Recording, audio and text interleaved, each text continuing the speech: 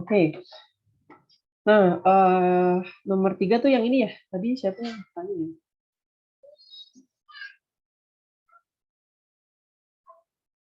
Iya Kak, Natanda. Natanda dari IC mana nih? Mau tahu deh.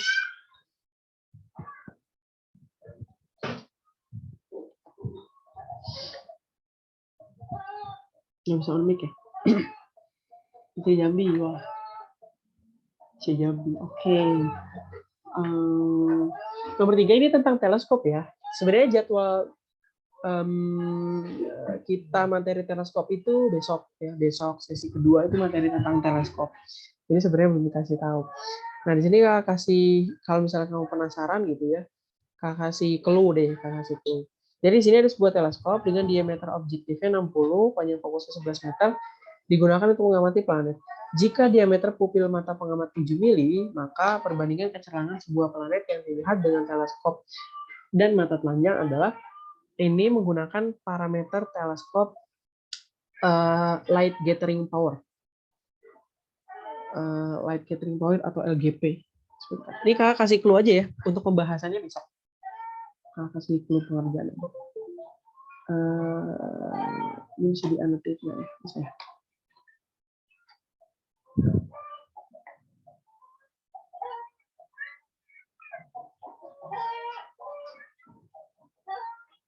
Agak susah nyari di sini ya guys. Nah di sini gitu. Oke, itu menggunakan parameter, ada namanya, kalau kalian udah belajar tentang teleskop ya, light gathering power atau LGP, atau bahasa Indonesia itu daya kumpul radiasi. Daya kumpul radiasi. Nah, daya kumpul radiasi ini membandingkan pengumpulan cahaya antara teleskop dengan mata telanjang. Jadi kita bandingin nih, kalau kita pakai teleskop, dia berapa kali lebih baik sih menerima cahaya atau mengumpulkan cahaya dari bintang dibandingkan dengan mata telanjang. Yang difungsikan dalam rumus D teleskop kuadrat per D pupil mata. Kalau teleskop kan cahaya dari bintang yang masuk ke teleskop itu kan lewat diameternya ya, sebesar luasan diameternya. Kalau mata, yang cahaya yang masuk ke mata kita itu sebesar luasan daerah pupil kita. Jadi dibandingkan antara teleskop dengan mata, yaitu perbandingan kuadrat dari diameter teleskop dan diameter pupil mata. Kayak gitu. Nanti ini dapat berapa banding berapa gitu. Kalau di soal di sini kan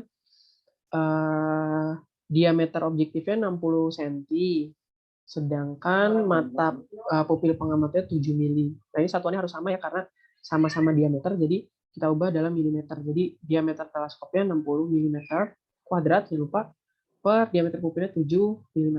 Ini cara kuadrat. Nah, kamu hitung deh tuh, 600 kuadrat per 7 kuadrat. Berapa jawabannya? Kalau nggak salah tuh yang 7.000 berapa ya? Nggak juga lupa. Coba dihitung, ada yang dapat nggak? 600 kuadrat dibagi 7 kuadrat.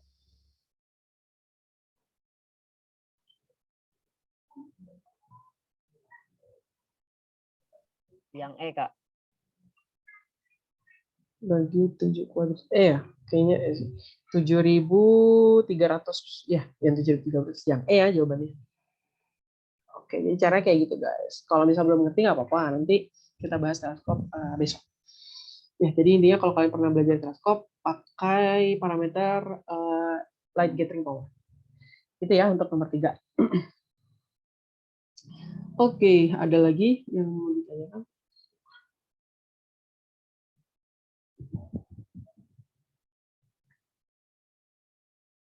Yang nomor 2 Kak, masih bingung.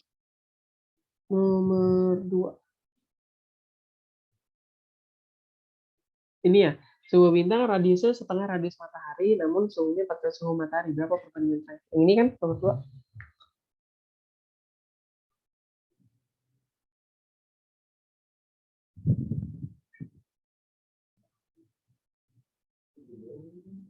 Nah, ini menggunakan kasih clue aja ya. Besok kita bakal bahas besok ini besok, karena ini berkaitan sama energi bintang. Energi bintang insya Allah bakal dibahas besok. Nah, kasih clue-nya untuk nomor 2 ini itu menggunakan perbandingan luminositas. Kamu tahu luminositas? Rumusnya apa luminositas, pernah dengar? Luminositas sama dengan 4pi R kuadrat Stefan Boltzmann temperatur pangkat 4. Nah, ini nanti dibandingkan. Luminositas 1 dibandingkan dengan luminositas 2. Ini kan ada dua kondisi ya, ada matahari sama bintang. Jadi dibandingin luminositas matahari misal dibandingkan luminositas bintang. Gitu. Nanti tinggal di rumusnya dibandingkan aja. Kalau kamu udah belajar luminositas ya, kalau belum ya udah kita bahas besok aja nggak apa-apa. Yang penting udah coba kerjain dulu ya gitu. Ini kakak kasih clue-clue aja ya yang belum belajar, takutnya itu apakah tambah nggak ngerti malah. Jadi besok aja kalau mau dibahas sekalian. Jadi kakak kasih clue-nya aja nih. Siapa tahu kalian mau coba-coba lagi, silakan. Oke, ada lagi yang mau ditanyakan?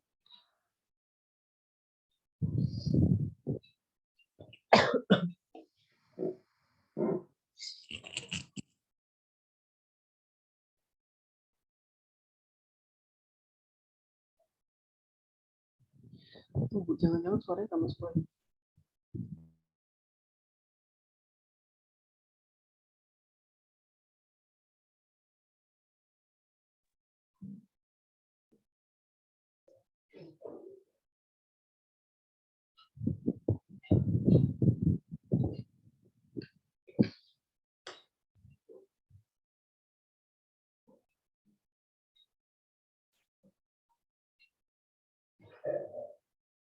Halo, ada yang bisa coba bersuara nggak? Kamu cek di suara kalian tuh masuk nggak sih di Iya kak, cek. Oh iya, oke. Masuk. Ada kan ya? Aman. Oke, thank you. Oke, ada lagi yang mau ditanyakan soal latihan yang tadi? Kalau nggak ada, kita lanjut nih. Oke. Nyambung. Lanjut ya. Nomor 43 nih. Oh iya, Kak tadi juga nyuruh yang nomor 43 ya. Di OSK tahun 2020. Kak juga suruh tadi ngerjain ini, ada yang udah ngerjain. Jawabannya tadi ada yang dapat 23,3. Jadi jawabannya yang mana kalau 23,3? Siapa ya? Muhammad. Nggak kelihatan namanya. Muhammad Naufal. Naufal dapatnya 23,3. Oke, kita bahas ya. Ini masih connect sama yang tadi nih. Materinya tentang diameter sudut.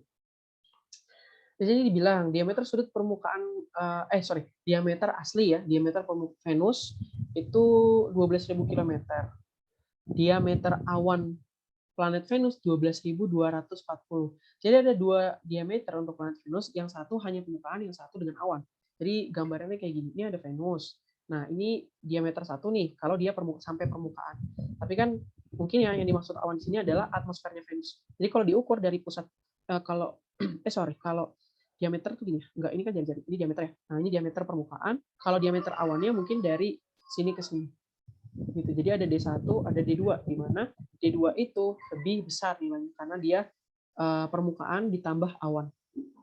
Ya, jadi diameternya lebih besar. Dan jarak rata-rata Venus ke matahari 0,72 SA.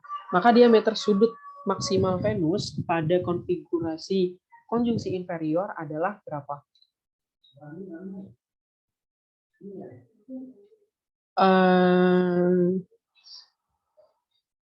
Yang ditanya diameter sudut maksimal Venus pada konfigurasi konjungsi inferior. Kita harus pahami dulu konjungsi inferior itu apa. Nah, konjungsi inferior tadi nggak sempat dibahas ya. Konjungsi inferior, kita ke konfigurasi ya, konfigurasi planet-planet di tata surya. Bentar.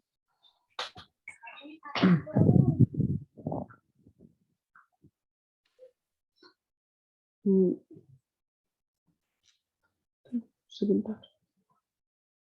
Ininya kok nggak mau ini. Oke. Nah, untuk planet inferior ya, ini bukan planet dalam, planet inferior yang orbitnya itu di dalam orbit bumi. Jadi planet inferior hanya ada Merkurius dan Venus. Gitu. Contohnya ini orbit bumi, yang luar ini orbit bumi, yang dalam misalnya yang Venus ya. Gitu. Nah, ada posisi di mana mereka membentuk satu garis lurus antara bumi, planet inferior, kalau di sini contohnya Venus, dengan matahari. Nah, dia satu garis lurus. Kalau yang di tengah itu posisi Venus, ya, maka namanya konjungsi inferior. Kalau Venusnya ada di belakang matahari, alias mataharinya yang di tengah, itu namanya konjungsi superior. Nah, jadi yang dimaksud konjungsi superior adalah konfigurasi di mana matahari, Venus, dan bumi satu garis lurus. Nah, jadi kondisinya kayak gini di soal ya. Karena di soal dibilang kondisinya lagi konjungsi inferior. Coba kita balik ke soal. Nah, konjungsi inferior berarti kita gambarin lagi diamati dari bumi ya. Bumi, kemudian di sini ada Venus, terus ada matahari. Satu garis lurus, mereka satu garis lurus. Nah, yang ditanya adalah diameter sudut maksimal Venus. Nah, diameter sudut maksimal Venus. Kita bisa menggunakan rumus ya, karena di sini optionnya itu dalam detik busur, kita langsung pakai aja rumus diameter sudut yang dalam detik busur. Rumusnya apa? Diameter sudut sama dengan 206,265 D per D. Nah, tinggal tentuin nih, yang mana D besar, yang mana D kecil. Gitu kan. Karena ini yang ditanya diameter maksimal Venus, ya berarti diameternya diameter Venus ya. Tapi di sini ada dua diameternya. Ada dua, yang permukaan aja sama permukaan tambah awan gitu, jadi lebih besar. Karena yang diminta adalah sudut yang maksimal, alias dalam artian yang paling besar berarti ya. Yang paling besar berarti yang pakai awan ya. Berarti ini yang maksimum. Kenapa enggak yang ini? Ya karena dia mintanya sudut maksimal Venus yang paling besar. Karena hubungan antara diameter sudut sama diameter asli objek itu berbanding lurus. Jadi kalau kita mau cari diameter sudut yang paling besar, kita pakai diameter objek yang paling besar, yaitu yang pakai awan. Jadi pakainya yang 1240 km. 12.240 km. Oke, ini berarti D-nya ya. Jadi D besar. Nah, sekarang kita tentuin D kecilnya. D kecil tadi apa? D kecil itu jarak pengamat ke objek. Pengamatnya ada di mana? Pengamatnya ada di bumi. Objeknya Venus, berarti jaraknya ini ya. Ini D kecil. Di sini yang diketahui jarak rata-rata Venus ke matahari. Venus ke matahari 0,72 SA. Itu. Berarti D-nya berapa? Berarti kan kita tahu nih dia satu garis lurus kan? Kita tahu juga bahwa bumi ke matahari itu nilainya 1 SA ya. Berarti D-nya berapa? Berarti D sama dengan 1 dikurang 0,72. Berapa? 0,28 ya.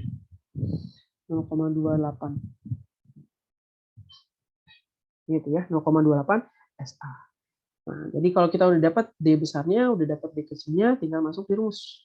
Berarti diameter sudut Venus yang maksimum itu sama dengan 206,265 dikali, jangan lupa mereka satuannya harus sama. Di sini D-nya dalam SA, D besarnya itu dalam kilometer. Ini kita ubah aja kilometernya, ada konversinya ya.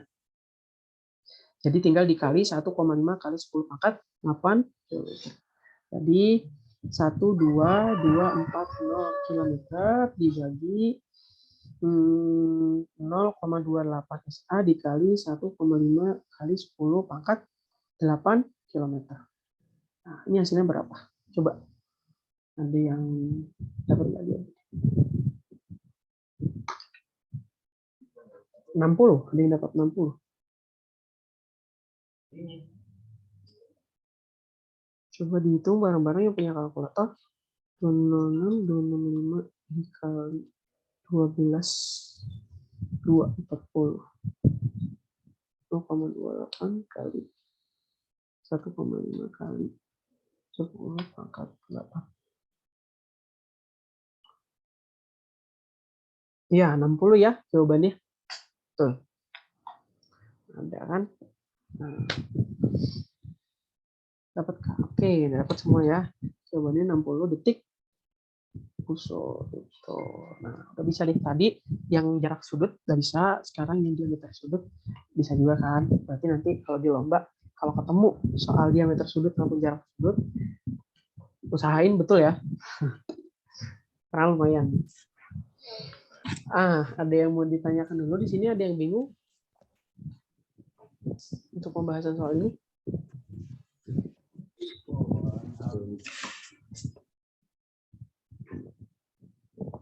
Udah paham semua ya.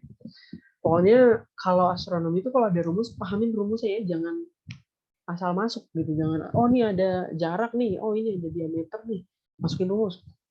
Jangan, dilihat dulu di rumus itu dia variabelnya apa, yang atas variabel apa, yang bawah variabel apa, nanti dilihat sama kondisi soalnya. Jadi namanya juga olimpiade ya, nanti juga olimpiade, kayak jangan harap langsung masuk rumus tok dapat gitu jawabannya, enggak ya, itu semua orang juga bisa.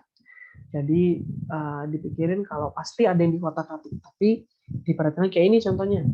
Ini ada 2 diameter, kalian harus mikir pakai yang mana. Kemudian di sini ada jarak nih 0,72. Nah ini kalau orang nggak tahu gitu, kalau orang cuma paham masukin rumus, jadi dia bakal masukin rumus sebagai D kecil. Padahal D kecilnya itu 0,28 bukan 0,72. Jadi hati-hati ya. Gitu. Namanya juga soal olimpiade. Oke, ada yang mau ditanyakan? Kalau ada yang mau ditanya dulu, silakan.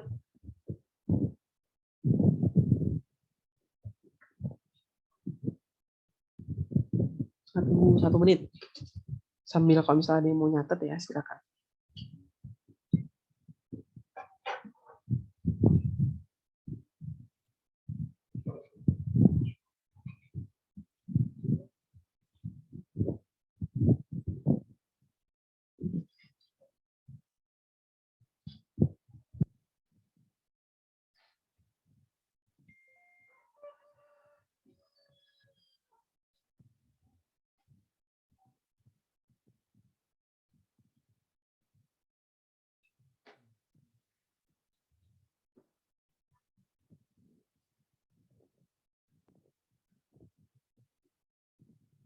Kak, boleh diulang nggak kenapa pakai diameter yang awan? Ya, oh iya, nanyanya jangan direct message, langsung ke everyone aja biar everyone bisa ini ya.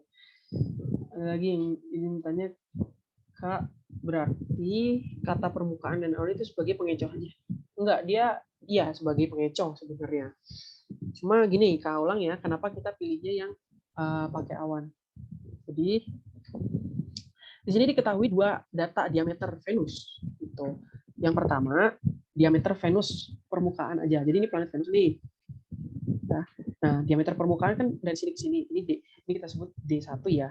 Nah, ini D1. Gitu. Nah, D2-nya di situ dibilang diameter awan. Maksudnya diameter awan di sini mungkin ya, kalian menafsirkannya sebagai diameter dari permukaan ditambah awannya atau atmosfernya Venus. Jadi, kalau bayangin Venus tanpa atmosfer dengan Venus dengan atmosfer. Kalau Venus tanpa atmosfer cuma kayak gini, D1 jadi. Tapi kalau kita tambahin atmosfer Venus,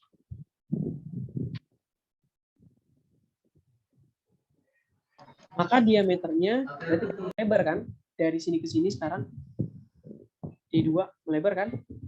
Nah, inilah yang dimaksud diameter awan. Jadi lebih besar.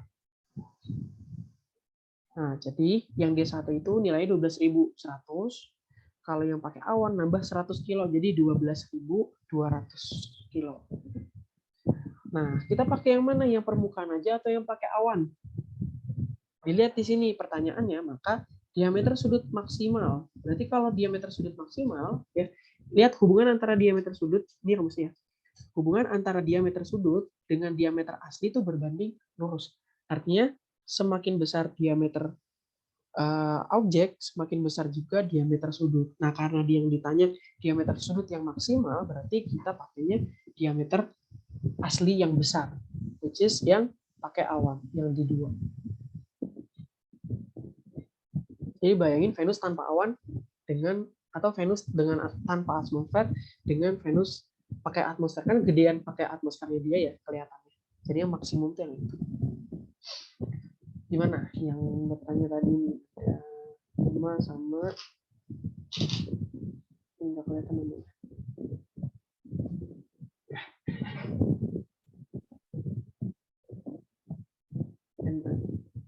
Gimana, udah paham?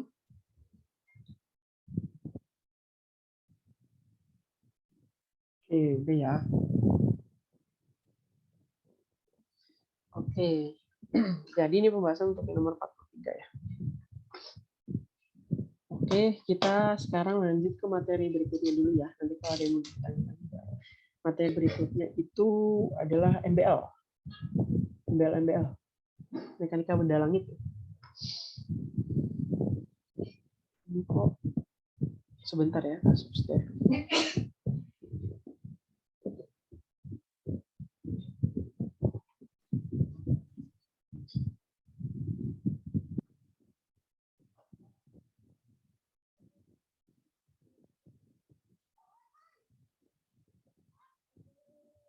Screen-nya udah kelihatan full belum? Sudah, Kak. Oke, sudah ya. Oke, kita masuk ke materi MBL, mekanika benda langit. Atau kalau mekanika benda langit itu berarti pergerakan objek. Di sini bahasannya ada gravitasi, hukum Kepler, titik netral, dan pusat massa. Sebenarnya lebih ke Kepler aja sih, maksudnya yang paling banyak dibahas mekanika benda langit di kebumian ya, itu lebih ke Keplernya aja, karena kita kan lebih memperhatikan sistem tata surya kan, nah itu kan berlaku. Nah sebelum ke Kepler kita harus pahami dulu hukum gravitasi biar nyambung nanti ke Kepler.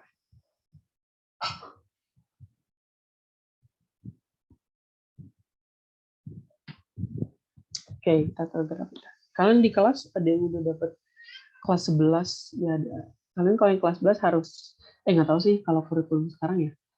Dulu Kak pas di IC itu kurikulumnya materi gravitasi itu di fisika dapat kelas 10. Jadi kelas 11 tuh hukum gravitasi udah dapat dari kelas. Jadi gampang lah. Oke, kita bakal bahas sedikit deh kalau belum dapat. Jadi hukum gravitasi itu antar dua benda yang masanya masing-masing M1 dan M2 dan jaraknya D pasti akan ada gaya tarik-menarik antar kedua objek. Gitu ya. Jadi ada dua benda, dia pasti bakal ada gaya saling tarik-menarik satu sama lain. Nah, untuk besarnya gaya gravitasi itu dirumuskan G M1 M2 per R kuadrat. Di mana G ini adalah konstanta gravitasi yang nilainya 6,67 kali 10 pangkat min 11. Jadi tetapan ya. Tinggal dimasukin aja kalau tetapan. Kemudian M1 tuh massa objek yang pertama, M2 massa objek 2. Kemudian kalau R ini adalah jarak antar dua objek. Kalau di sini D, kalau di sini R kuadrat gitu. Nah, semua harus dihitung dalam satuan SI.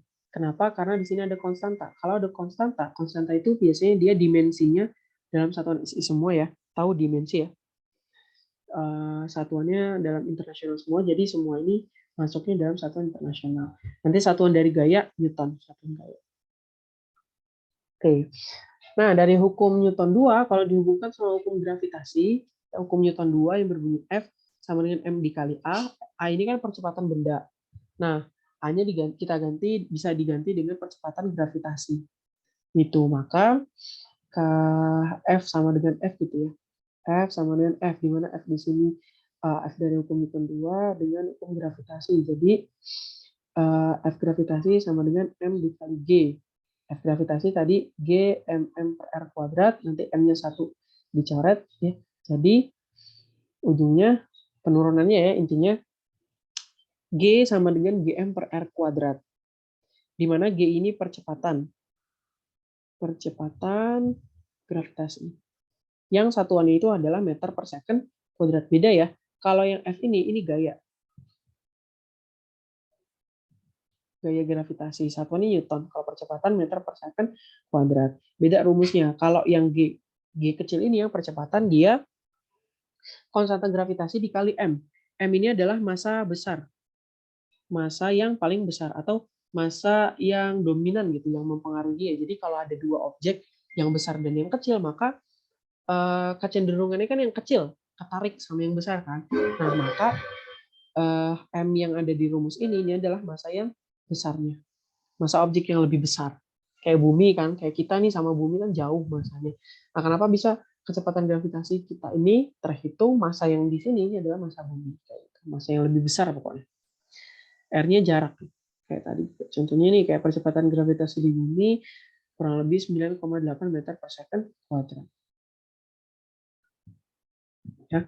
Dapat kita lihat dari persamaan bahwa percepatan gravitasi yang dialami sebuah benda tidak dipengaruhi oleh masanya. Oke, cuma ini aja paling buat nge-review tentang gravitasi ya. Kemudian ada escape velocity. Escape velocity itu adalah kecepatan minimum yang harus dimiliki oleh suatu benda yang ingin meninggalkan medan gravitasi suatu objek bermassa. Jadi kalau kita misal gampangnya bumi deh, bumi ini kan punya medan gravitasi ya. Jadi semua objek yang di dekat bumi ini akan tertarik ke permukaan bumi akibat gaya gravitasi. Nah, kalau objek itu mau keluar dari pengaruh bumi, kayak roket ya, roket itu kan dia terbang ke atas. Nah, dia menuju ke atas sampai dia lepas dari gravitasi bumi. Nah, maka dibutuhkan kecepatan lepas atau kecepatan minimum yang dibutuhkan agar si itunya lepas. Siapa namanya? Si roketnya lepas. Nah, dari persamaan energi potensial sama energi kinetik, maka diperoleh persamaannya jadi kayak gini. Ini V escape sama dengan akar 2 gm per r, di mana m ini adalah massa objek besarnya.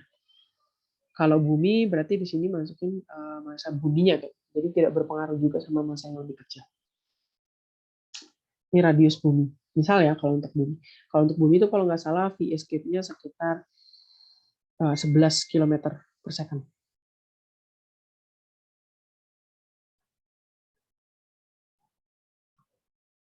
Oke.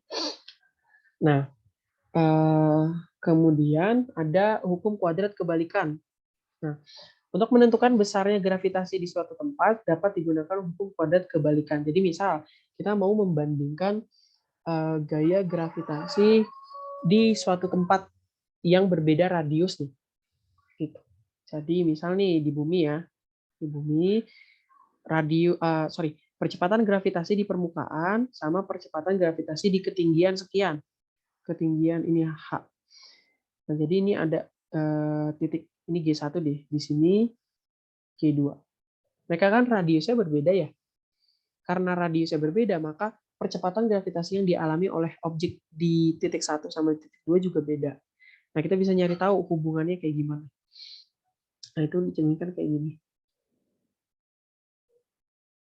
G2 sama dengan G1 dikali R1 per R2 kuadrat. Ya, atau sebentar.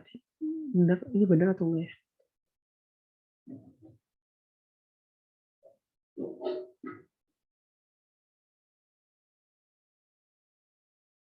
G1 sama dengan G2 dikali R2 kuadrat per R1 kuadrat.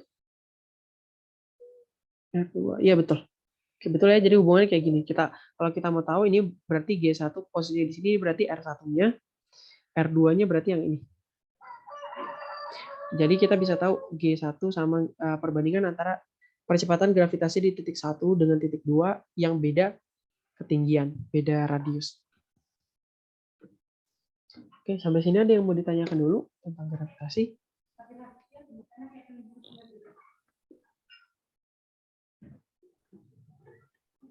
Kalau nggak ada,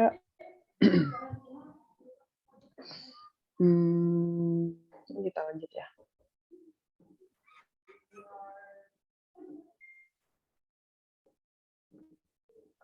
Oke, nomor 1 nih, coba nih ya. Urutkan benda-benda berikut sesuai dengan percepatan gravitasi dari terkecil hingga terbesar.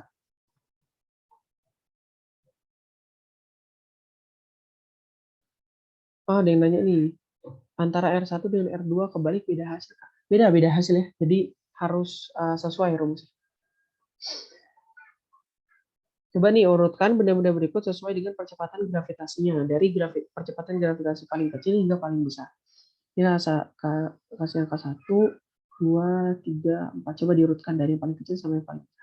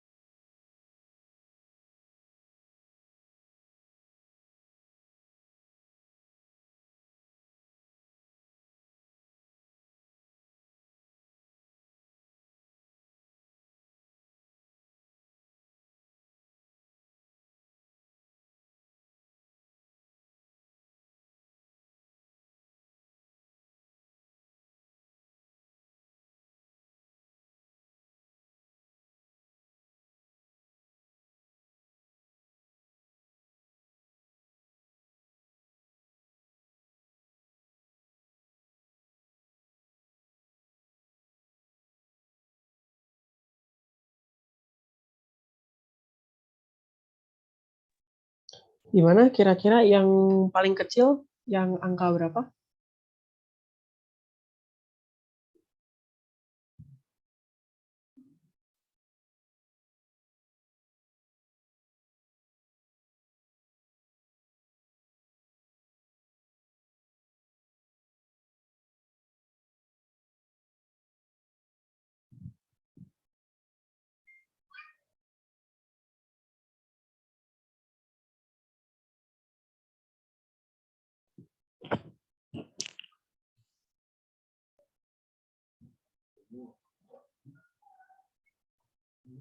Yang udah ada silakan kecil.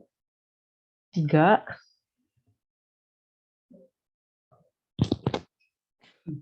3, kemudian paling kecil nih katanya ini 3. Duh. 3 terus 3, 2, 1, 4.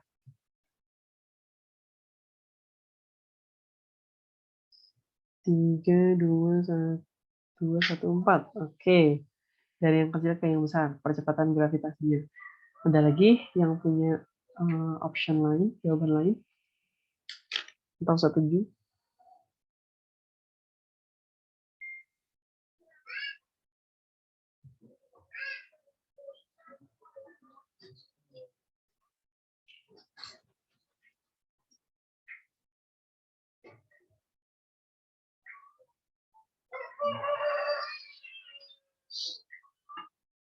Agak susah kita komunikasi di sini ya, karena tidak mau berbicara. Percepatan kan, Kak? Ya, percepatan gravitasi, betul.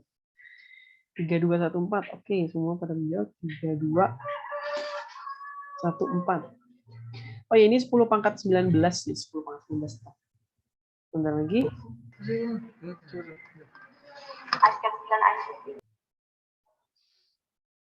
3, 2, 1, 4. Oke, kita keep jawaban sementara 3, 2, 1, 4. Nilai percepatan gravitasi ya. Ini objeknya, benda-bendanya itu mengelilingi bumi. Jadi kalau kita lihat ke rumus percepatan gravitasi, di mana G sama dengan Gm besar per R kuadrat, ya. Di sini kita tahu bahwa massa objek kecil tidak berpengaruh terhadap G, ya. Jadi cuma M besar siapa? Bumi, karena di sini semuanya mengelilingi bumi, jadi semuanya sama. Jadi yang perlu diperhatikan hanyalah si R-nya saja. Ya, jarak. Di mana hubungan antara jarak sama percepatan gravitasi itu berbanding terbalik ya. Artinya kalau R-nya itu kecil, maka G-nya besar. Kebalikannya kalau R-nya besar, G-nya kecil. Jadi G dan R berbanding terbalik. Gitu. Ya udah, kita tinggal perhatiin R aja. Jadi masanya ini nggak perlu diperhatikan. Ya, yang perlu diperhatikan R-nya. Kalau disuruh urutan dari yang paling kecil, berarti kita cari G yang kecil, berarti kita cari R-nya yang besar.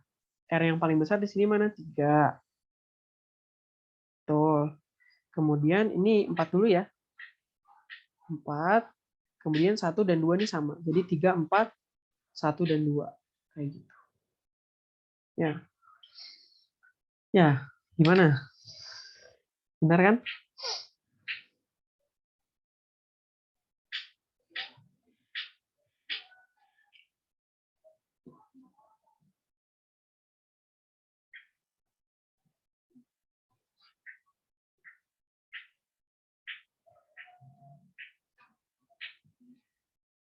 Ada yang mau ditanyakan dulu?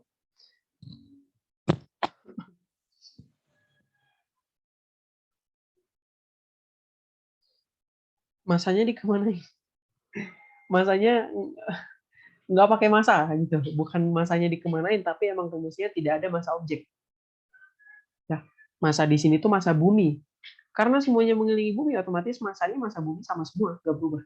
Kecuali yang satu di Mars, yang satu di bulan baru. Ya, jadi masanya bukan dikemanain, tapi emang nggak pakai masa objek. Kejebak. Nah, ayo jangan kejebak ya. Padahal tadi baru dijelasin kalau massa objek yang lebih kecil itu tidak berpengaruh terhadap G. Udah sadar ya? Oke. Nah, ini urutannya. Jadi ingat, kalau percepatan gravitasi, massa objeknya itu tidak berpengaruh. Yang berpengaruh itu jarak. Oke. Oke, kita lanjut ke nomor yang kedua nih, soal yang kedua. Kan tadi ada yang minta apa? Banyakin latihan soal, ya udah di soalnya kalau banyakin. Ups. Yang nomor 2 dulu. Percepatan gravitasi di permukaan bumi adalah 980 cm per second kuadrat. Tentukan percepatan gravitasi di ketinggian 25.000 km di atas permukaan bumi. Nih, silakan. Kasih clue ya, ini bisa pakai hukum perbandingan yang tadi. Yang Kak jelasin, kalau dia di ketinggian sekian, itu gravitasinya di berapa, pakai hubungan G1, G2, R1, R2. Yang tadi. Oke, silakan kasih waktu berapa ya? 3 menit lah paling. Kalau ada yang udah, langsung spill aja jawaban di kolom chat.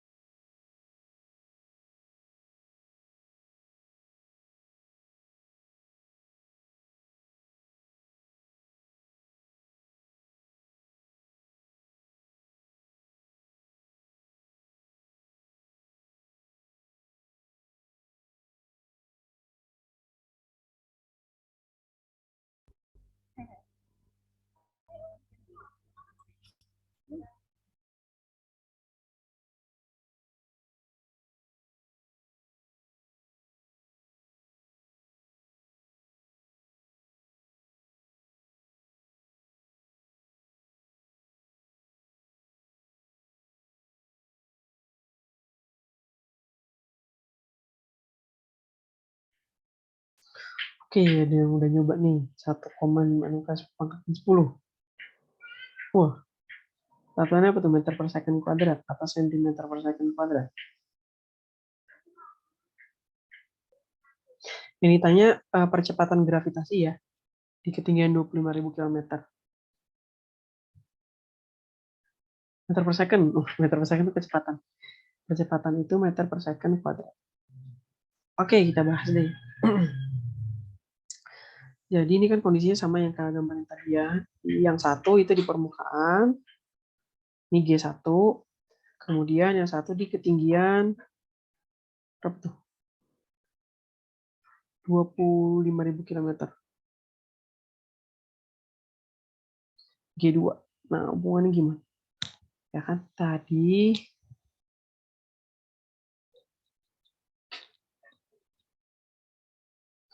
Pokoknya G2 sama dengan G1 dikali R1 per R2 dikuadratkan.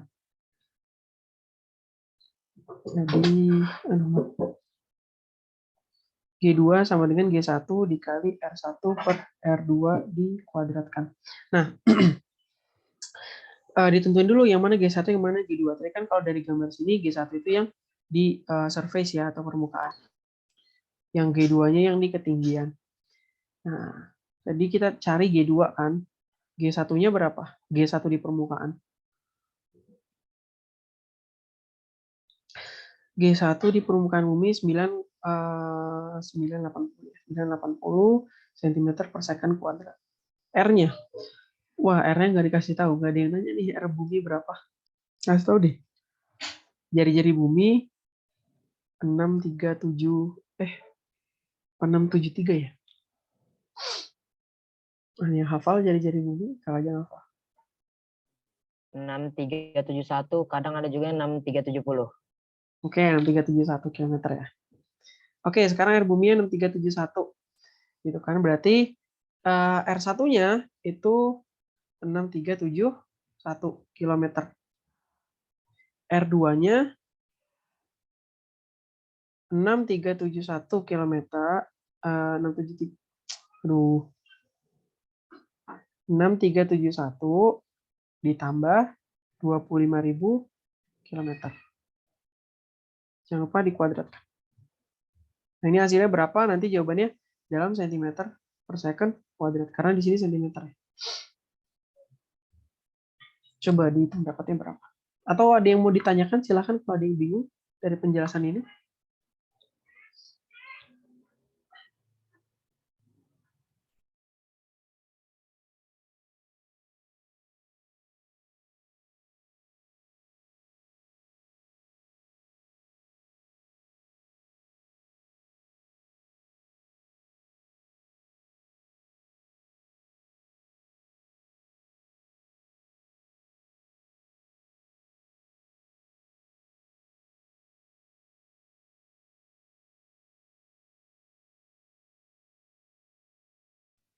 Yang jawab nih 0,4 meter per second. Nggak harus disamakan kah satuannya? Satuan yang mana yang mau disamakan? Aji ya? Ada yang tanya nih. Nggak harus disamakan satuannya. Satuan yang mana?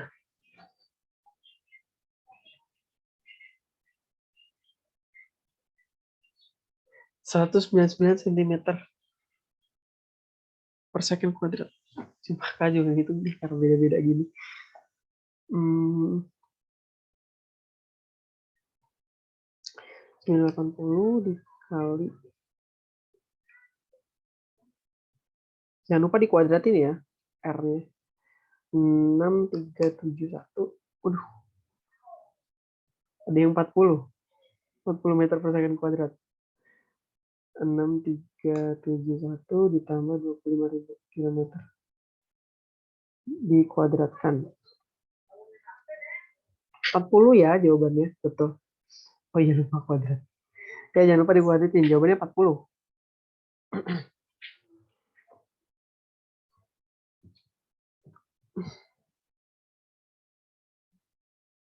Oke, jawabannya 40 cm per second kuadrat. Atau kalau dibawa ke meter per second kuadrat jadi 4 ya.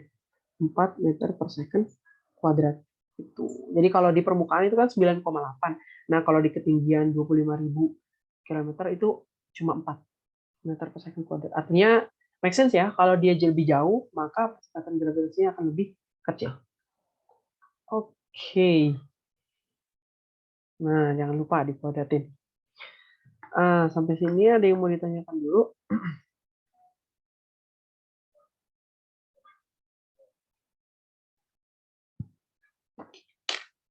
Kalau nggak ada, nanti ada satu soal lagi nih di bawah, nanti kalian boleh buat latihan. Latihan sendiri. Kita lanjut materi dulu.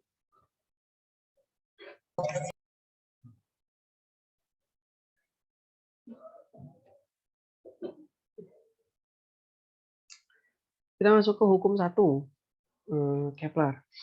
Hukum 1 berbunyi, orbit setiap planet berbentuk elips dengan matahari berada di salah satu titik fokusnya. Nah, jadi ini bentuknya elips ya, bukan lingkaran. Ini matahari. Kalau dia jarak terjauh dari matahari disebut aphelium, jarak terdekat dari matahari disebut perihelium. Nah, di mana titik fokusnya itu? Salah satu fokus.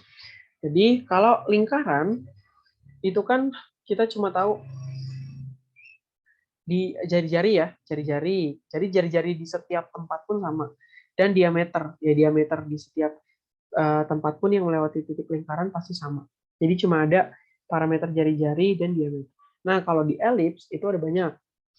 Ya, karena di elips bentuknya lonjong, nah ada satu sumbu yang lebih panjang daripada sumbu yang lain. Nah, ini sumbu yang lebih panjang disebut sumbu mayor. Sumbu panjang atau sumbu mayor. Sumbu yang pendek, yang ini disebut sumbu minor. Kemudian ada variabel. Nah, variabel di sini ada variabel A, di mana A itu adalah setengah sumbu mayor. Jadi dari sini ke sini, ini A, setengah sumbu mayornya. Yang B setengah sumbu minor. Dari sini ke sini itu sumbu B-nya. Itu variabel B. Kemudian ada jarak fokus. Titik fokus dulu deh. Ada titik pusat sama titik fokus. Kalau titik pusat itu pusat elips yang di sini. Ya, ini titik pusat elips. Kalau yang ini baru titik pusat. Kok pusat lagi? Apa fokus? Nah, tadi di situ dibilang matahari berada di salah satu fokusnya. Itu ada di sini. Terus ada variabel C. C itu adalah jarak fokus. Berarti dari titik pusat ke titik fokus. Itu disebut jarak fokus. Nah, ini yang C. Ada A, ada B, ada C. Ada perihelium, ada aphelium. Ada sumbu mayor, ada sumbu minor. Habis itu hubungan antara dari geometri ini ya, dan geometri elips ini, hubungan antara ABC itu berlaku persamaan ini, di mana C kuadrat plus B kuadrat sama dengan A kuadrat. Kemudian berlaku juga untuk eksentrisitas. Nah, ada di sini istilah eksentrisitas. Eksentrisitas itu artinya, ada yang tahu? Eksentrisitas itu kelengkungan. Jadi seberapa melengkung si elips? Elips ini kan sebenarnya lingkaran tapi dia melengkung gitu ya. Nah, lengkungannya itu seberapa melengkung dia dinyatakan dalam eksentrisitas. Jadi kalau lingkaran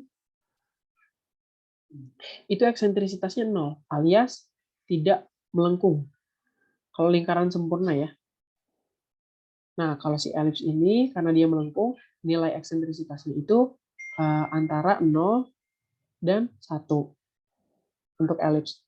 Kalau yang eksentrisitasnya 1 ini punya parabola. Geometri parabola itu eksentrisitasnya mendekati 1.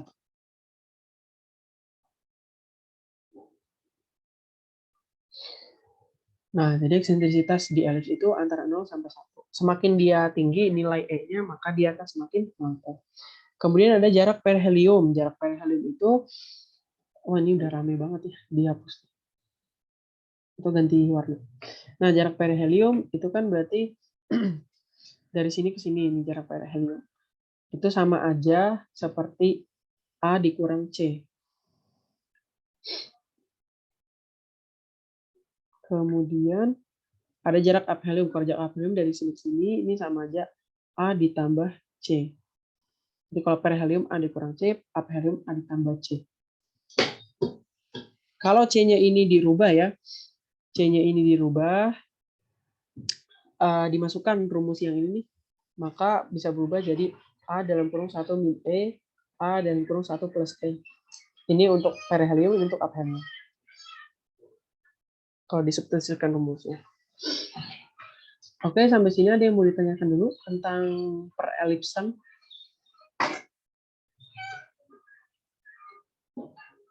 Kita bahas soal yang eksentrisitas di latihan tadi. Oke. Ini dulu nih, ada yang mau ditanyain dulu nggak materinya?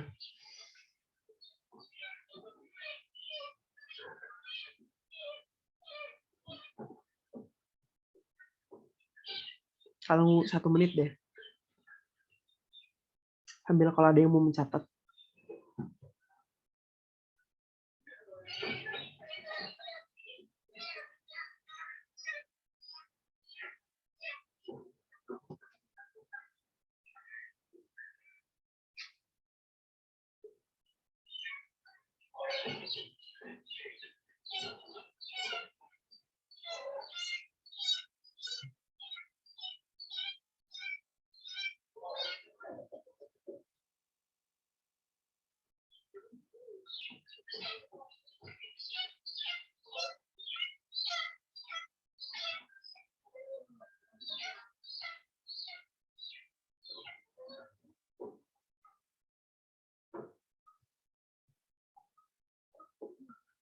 Oh, ini ada yang nanya.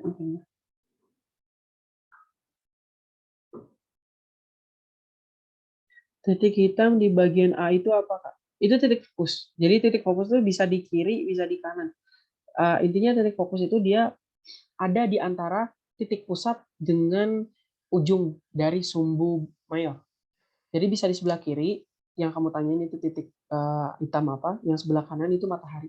Makanya di situ dibilang hukum Keplernya matahari berada di salah satu fokusnya, either di kanan atau di kiri. Sama aja itu titik fokus. Terus ada yang tanya lagi, jarak fokus yang mana, Kak? Yang ada tulisan fokus ya? Iya. Jarak fokus itu C. Ya, jarak fokus itu yang C. Jadi antara titik pusat, jarak fokus ini jarak antara titik pusat dan titik fokus. Jadi dari sini ke sini. C, jarak fokus. Oke, udah. Kalau nggak ada yang mau ditanyakan lagi, coba lihat ada yang minta nih tadi soal tentang eksentrisitas. So, berapa ya tentang eksentrisitas?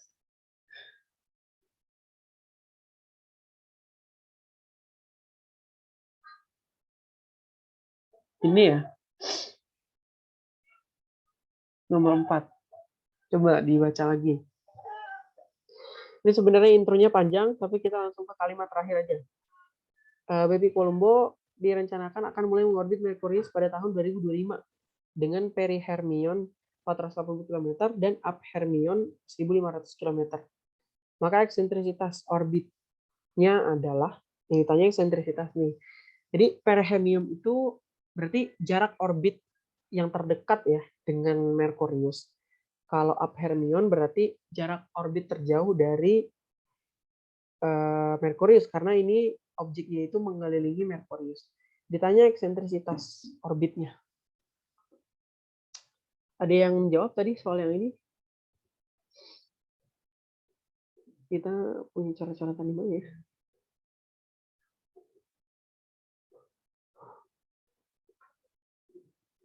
Nggak ada kertas kosong untuk mencoret. Nah, ini ada yang terakhir. Oke, jadi kita tulis ulang soalnya. Jadi objeknya mengelilingi Merkurius dengan jarak perihelion, benar kan ya tadi ya? Perihermion 480 km.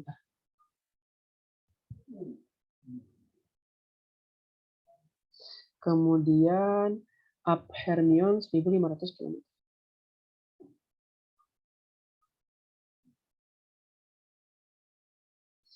Kilometer. Yang ditanya eksentrisitasnya berapa? Jadi kalau digambarkan,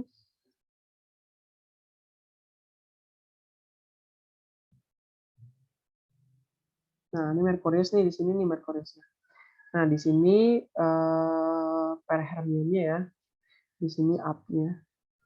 Jadi dari sini ke sini itu 480, dari sini ke sini itu 1.500 km. Ditanya E-nya berapa? Coba dulu deh. Coba dulu dijawab. Ada yang mau coba jawab? Kita kasih clue deh. Clue-nya itu ya tadi ini rumus eksentrisitas ya. Clue-nya rumus eksentrisitas itu bisa pakai ini. Rumusnya E sama dengan C per A. Kemudian R perihelion itu A dikurang C, R aphelion, A plus C.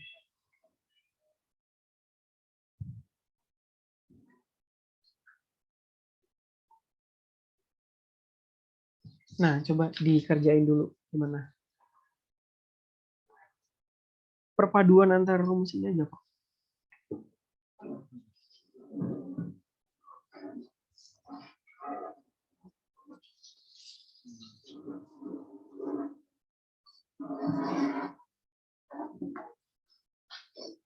TK 0,515. Oke, ada volunteer nih, Rafli. Gimana Rafli caranya dapat 0,515?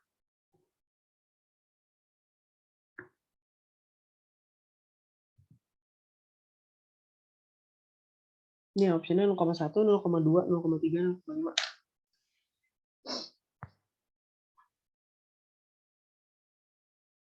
Halo, Rafli? Bisa on mic nggak? Iya. Ya, coba kamu volunteer. Gimana caranya dapat 0,5? Itu Kak. Kalau untuk cari eksentrisitasnya itu yang C-nya Rafli carinya pakai ini Kak. Jarak aphelium dikurang jarak perihelium. Terus untuk A-nya itu jarak aphelium ditambah jarak eh, perihelium. Jadi rumusnya itu kayak eksentrisitas sama dengan jarak aphelium dikurang jarak perihelium per jarak aphelium ditambah jarak perihelium. Itu Kak. Oke. Oke, tadi C-nya yang dikurang ya? Iya. Perihelium dikurang, aphelium dikurang.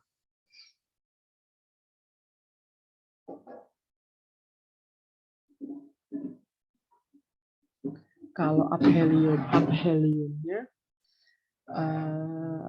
sorry, kalau yang A-nya ditambah. Oke, kita skip dulu sementara, meskipun kakak masih mencerna. Dapat tapi ya 0,5. Yang lain ada yang mau volunteer lagi menyebutkan bagaimana cara mendapatkan jawaban untuk nomor ini?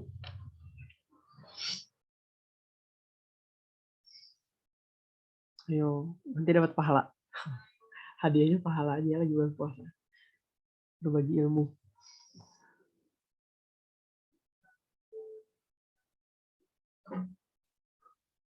Oke, kalau caranya Raffi tadi, sebenarnya kakak kurang yakin di bagian A-nya ini. A itu perihelium ditambah aphelium. Nah, kalau di sini A itu kan ini ya.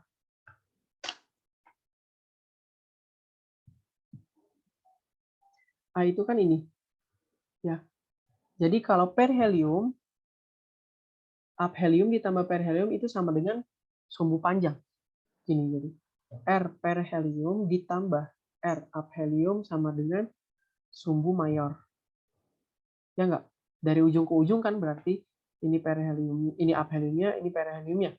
Berarti dari ujung ke ujung. Jadi R perihelium tambah R aphelium sama dengan sumbu mayor. Sedangkan A itu adalah setengah sumbu mayor. Jadi sebenarnya kalau kita mau cari A itu sama dengan R perihelium ditambah R aphelium dibagi 2. Nah ini baru benar. Paham ya? Jadi dari ujung ke ujung sini itu emang aphelium tambah perihelium. Tapi A itu setengah, itu kalau ditambah itu jadinya sumbu mayor. Karena A itu setengah sumbu mayor, jadi R aphelium tambah R perihelium dibagi 2. Harus dibagi 2. Nah ini dapat A. Jadi coba kita cari dulu. Karena rumusnya ini ya, jadi kita cari C, kita cari A. Cari A dulu. A di sini sama dengan R perihelium tambah aphelium bagi 2. Periheliumnya 480, apheliumnya 1500. Bagi 2 jadi berapa nih? Coba bantu hitung. 980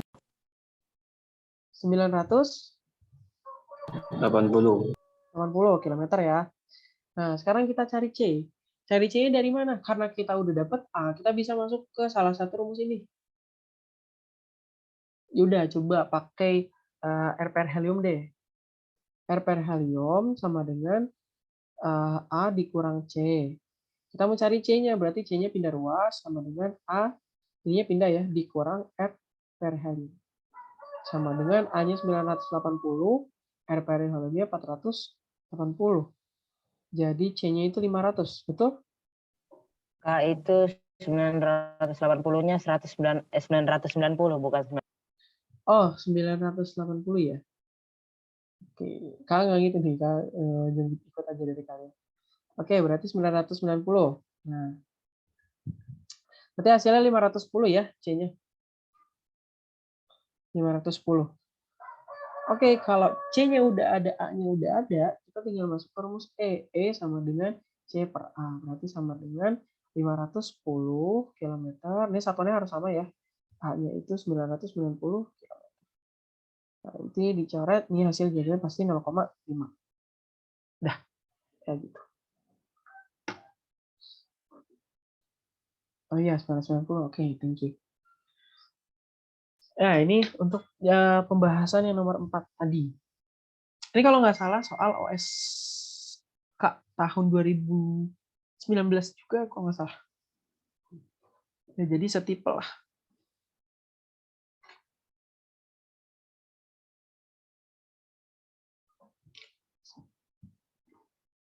Ada yang bingung dari pembahasan yang ini? Ada yang mau ditanyakan dulu nggak? Kasih waktu 1 menit deh. Kalau ada yang mau nyatet, sekalian kalau ada yang mau ditanyakan, silakan.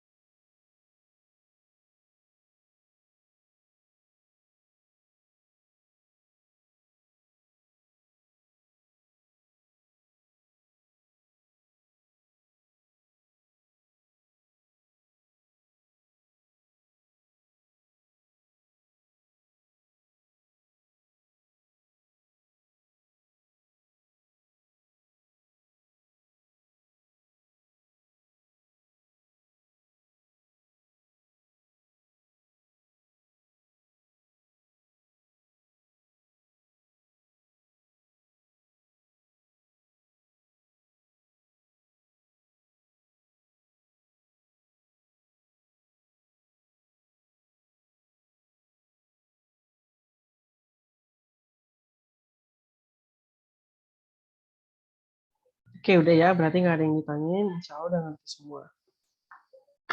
Oke, kalau nggak ada yang ditanyakan, kuliah ini kita lanjut materinya.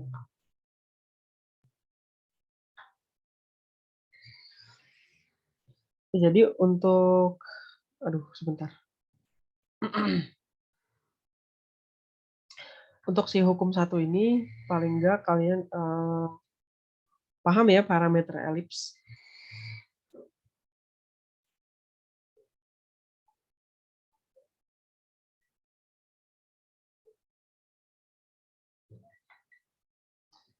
Oke, kita masuk ke hukum 2-nya. Hukum 2 Kepler berbunyi, vektor radius suatu planet akan menempuh luas area yang sama untuk selang waktu yang sama. Vektor radius adalah garis hubung antara planet dengan pusat gravitasi. Kalau di tata surya berarti matahari ya.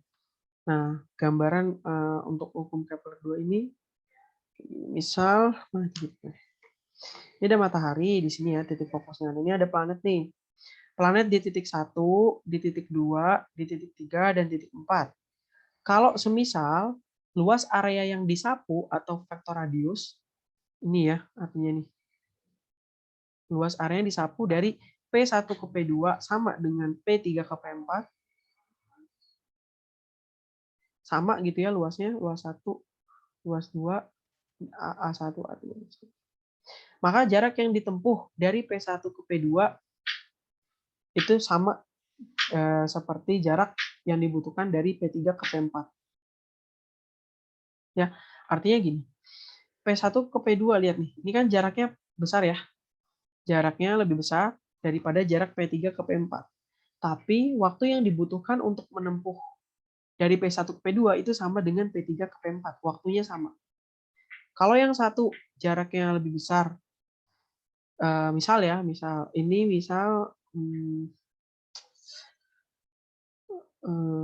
misal deh orang lari aja deh. Misalnya ini garis start gitu ya. Orang lari, yang satu larinya 50 meter, jaraknya yang satu 100 meter. Ini si A sama si B. Lari ini. Tapi waktu yang dibutuhkan untuk mencapai titik finishnya masing-masing itu sama. Berarti siapa yang lebih cepat? Yang B atau yang A? A. Yang A ya. Karena dia jarak jauh, tapi waktunya sama. Sama kayak si B, 60-50 meter. Berarti kan si A lebih cepat. Nah, maka dari itu, kalau yang di sini P1 ke P2 itu lebih cepat daripada P3 ke P4. Jadi ini lebih lambat. Karena waktu yang dibutuhkan sama. Nah, maka konsekuensinya, ya, kecepatan linear planet, kecepatan orbit ya, kecepatan orbit planet di setiap titiknya itu tidak konstan, tetapi bergantung pada jarak planet. Contohnya, ketika planet bergerak paling cepat itu saat dia berada di perhelium ini ya, di sini kan perhelium. Nah, jadi dekat-dekat daerah perhelium ini dia akan bergerak paling cepat. Dan dia bergerak paling lambat saat ada di aphelium. Jadi pas di sini nih dia akan melambat. Nanti kita bahas untuk rumus kecepatan orbit di hukum 3. Jadi konsep untuk hukum 2 cuma kayak gini aja. Ya, jarang dibahas dan jarang keluar juga soal tentang hukum 2-nya. Nah, ini yang paling sering dibahas.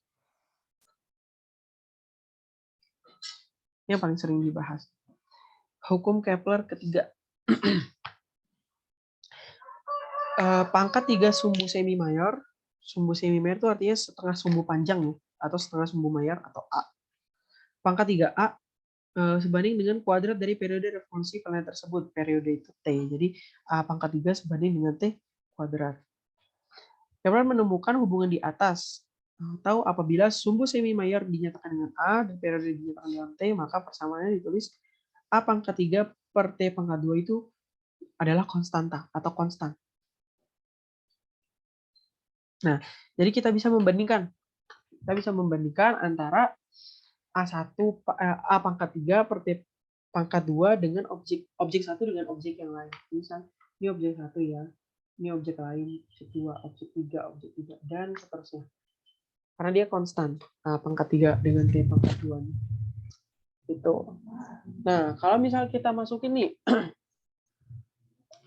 kalau kita mau membandingkan objek-objek yang di tata surya, kita bandingkan dengan bumi. Ya. Misal di sini planet pangkat 3, planetnya bisa planet apa aja yang di tata surya pokoknya. T planet pangkat 2 sama dengan A bumi pangkat 3, T bumi pangkat 2. Jadi berubah jadi 1, ini karena kita masukin di A bumi itu kan 1 AU ya. T bumi 1 tahun. Itu jadi ketika kita masukkan data bumi, A-nya itu 1 AU dan T bumi 1 tahun, maka ini kan otomatis berubah jadi 1 pangkat 3 per 1 pangkat 2 yang sama aja 1 gitu nanti sama aja 1. Sehingga nanti A planet pangkat 3 sama dengan T planet pangkat 2. Ini ya bentuk sederhana dari hukum Kepler 3. Dengan syarat A-nya ini harus dalam AU, T-nya harus dalam tahun. Kenapa? Karena tadi kita masukin data bumi itu dalam AU dan tahun, jadi harus konstan. Kalau buminya kita masukin AU dan tahun, ya udah perbandingan untuk planet lain untuk pakai rumus ini itu juga harus dalam satuan AU dan dalam satuan tahun. Jadi kalau nanti di soal satuan yang bukan AU dan tahun harus diubah dulu.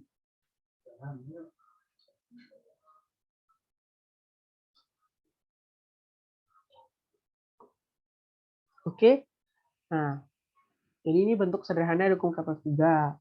Bisa digunakan apabila A-nya dinyatakan dalam satu bumi dan T dalam tahun.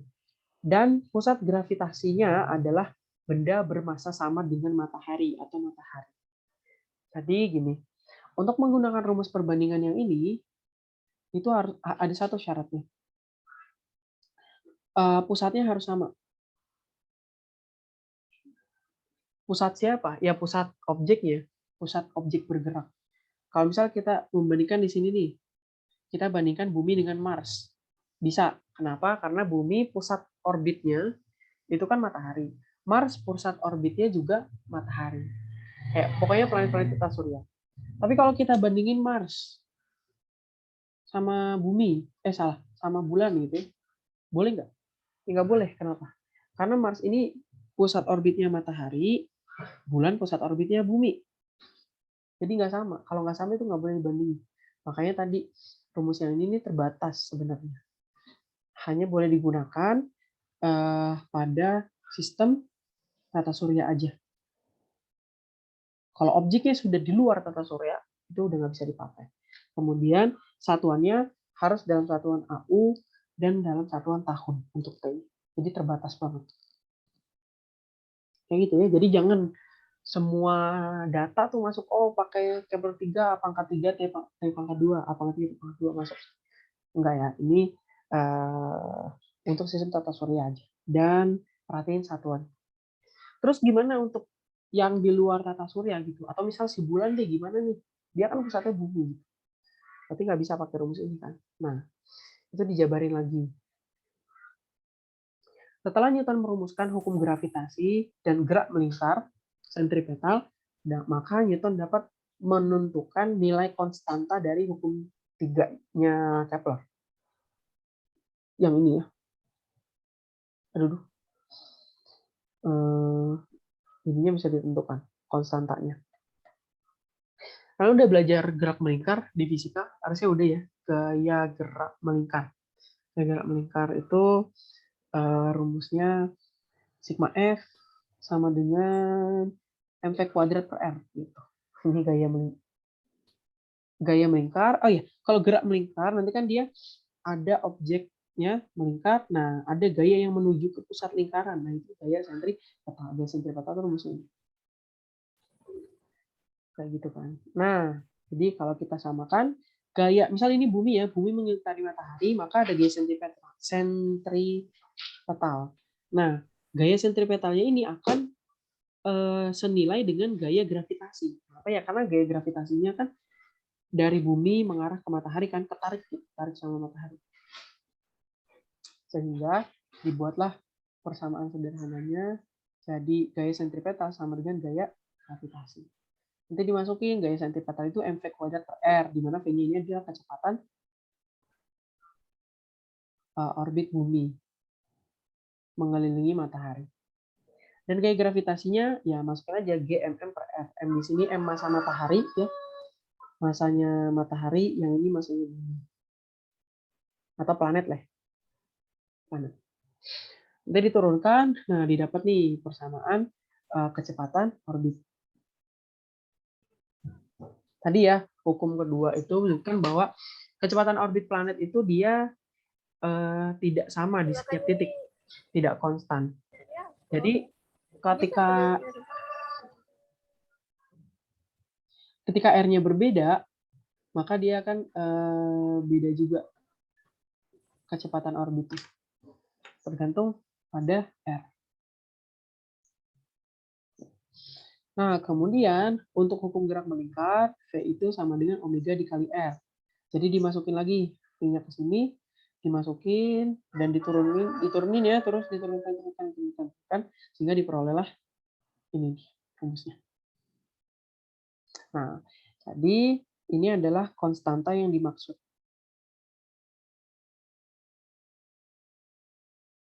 Gm per 4pi kuadrat. M-nya siapa? M-nya ini adalah massa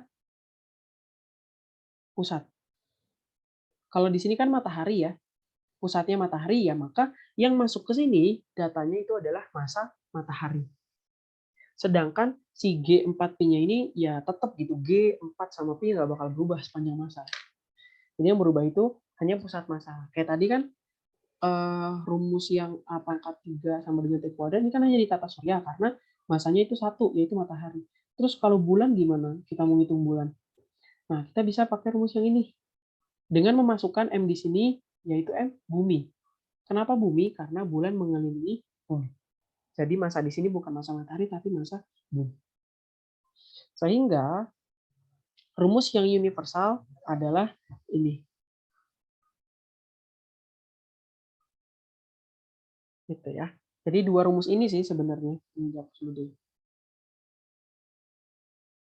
Dua rumus ini yang universal. Jadi bebas mau dipakai sama objek langit manapun ya. Nggak cuma yang ada di tata surya. Dua ini. Jadi T kuadrat per A pangkat 3 dikali massa pusatnya ini sama dengan konstan. Jadi kalau kita mau bandingin tadi misalkan kita bandinginnya Mars sama bulan. Nah, pakai yang A pangkat 3 per T kuadrat ini kan nggak bisa.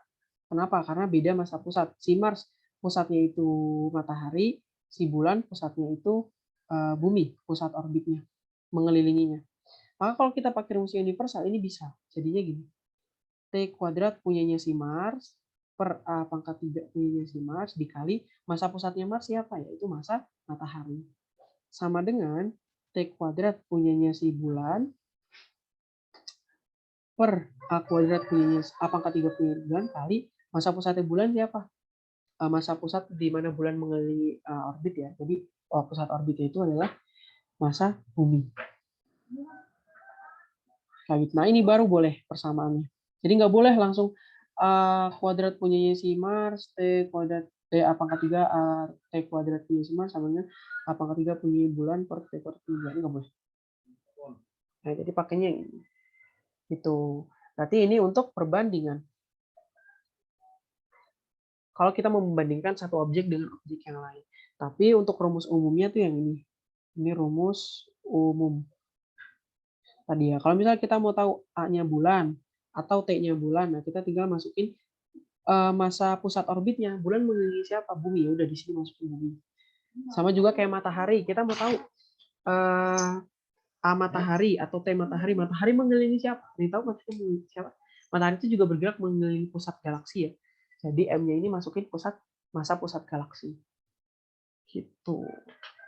Jadi ada perbedaan penggunaan antara T kuadrat sama dengan A pangkat 3 dengan ini. Ya. Kalau rumus yang sebelah kiri ini digunakan untuk objek-objek planet ya, planet di tata surya aja, terbatas. Di mana satuan ini harus tahun, satuan yang ini harus AU. Kemudian ini rumus umumnya gitu.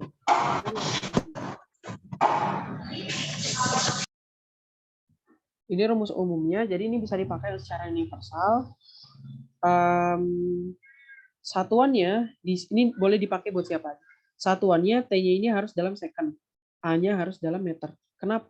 Karena di sini ada gravitasi konstanta. M-nya harus dalam kilogram. Karena kalau ada konstanta, konstanta itu dimensinya pasti internasional satuannya. Jadi semua yang ada di rumus ada konstantanya itu harus dalam satuan internasional. Jadi A-nya dalam meter, T-nya dalam second.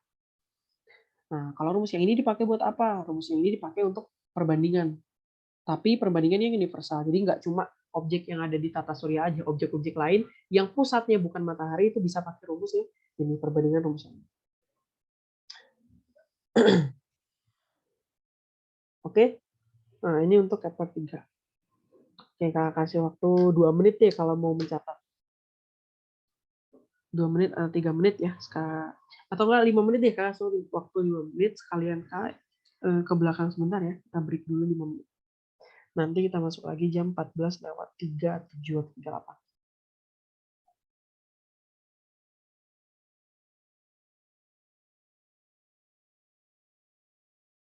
Sekalian kalau ada yang mau ditanyakan silakan tanyakan nanti Kak balik kita bahas pertanyaan.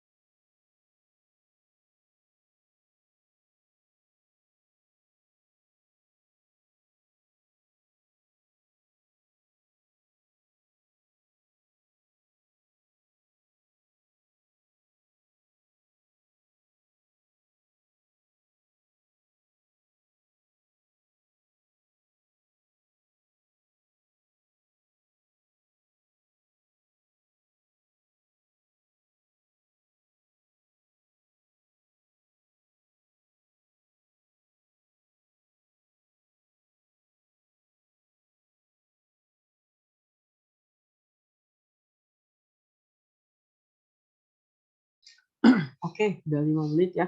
Balik lagi. Ada yang belum kecatat slide sebelumnya? Oke. Yang ini kah?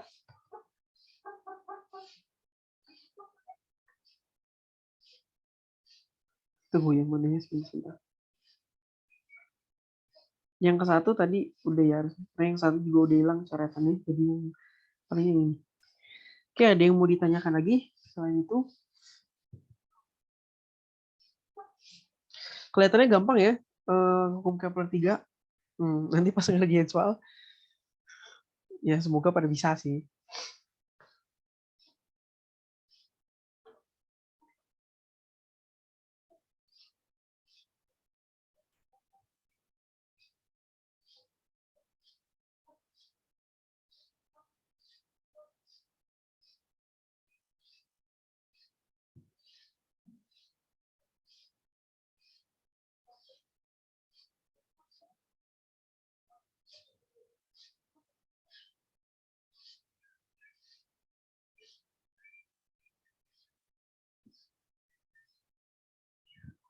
Nggak ada, kalau nggak ada ya udah kita ke contoh soal intinya. Ini udah ya nyantiknya, kan nanti bisa lihat lagi record.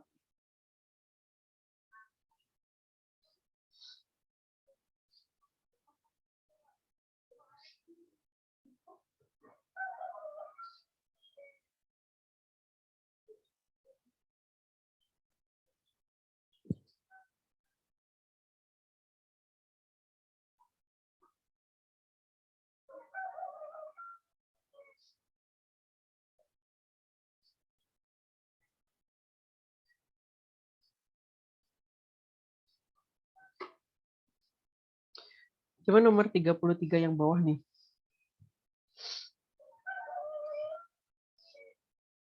Andaikan jarak bumi dari matahari menjadi 3 lipat jarak sekarang, maka kala edar bumi mengelilingi matahari menjadi, kayaknya ini soal latihan juga atau enggak? Kayaknya soal latihan juga. Yang jawab C, akar 27. Kayaknya gampang ya, kayaknya ini pasti banyak yang betul sih. Jadi sini kita punya dua kondisi. Yang pertama kondisi normal, sama yang kondisi kedua itu jaraknya di 3 kali lipatkan. Nah, ini kita bisa pakai perbandingan yang A1 pangkat 3 per T1 kuadrat sama dengan A2 pangkat 3 per T2 kuadrat. Yang berubah di sini A2-nya ya. Kalau A1 T1 itu yang normal, A2-nya yang berubah nih. Di mana A-nya itu menjadi 3 lipat dari yang sekarang. Berarti A2 sama dengan 3 kali lipat A yang sekarang atau A yang sebelumnya. Nah, yang ditanya T2 kan berarti kalau ada bumi-nya jadi berapa? Jadi kita sendirikan ruasnya. Ini pindah ke sana ya. Jadinya T2 kuadrat sama dengan A2 pangkat 3 dikali T1 kuadrat per A1 pangkat 3. A2-nya kita masukin 3A1. Jadi 3A1 dipangkatkan 3 dikali T1 kuadrat per A1 pangkat 3. Ya, 3 pangkat 3, 27. A1 pangkat 3, A1 pangkat 3. Dikali T1 kuadrat. Dibagi A1 pangkat 3. Nah, A1 pangkat 3 coret. Jadi sisanya adalah 27 T1 kuadrat. Nah, ini baru ini sambung sini. Ini baru T2 kuadratnya ya. Sama dengan 27 T1 kuadrat. Jadi T2 sama dengan kuadratnya hilang, muncul akar 27 T1 kuadrat. Karena T1-nya kuadrat, jadi bisa keluar. Sehingga nanti hasilnya T2 sama dengan akar 27 kali dari T1. Artinya, kala edar bumi berubah menjadi akar 27 kali dari kala edar yang dulu atau yang sekarang. Ini jawabannya yang C ya. Sini akarnya akar 2 ya, bukan akar 3. Ini jawabannya. Oke, kalau udah pada bisa semua nih harusnya. Kalau nomor 56,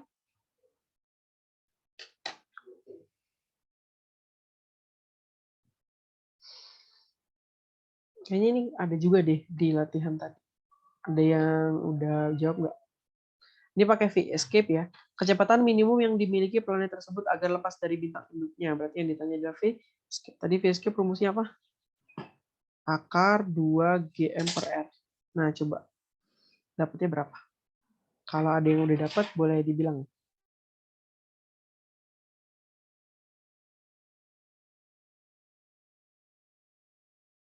Ada yang dapat B. Yang lain, ada yang dapat juga.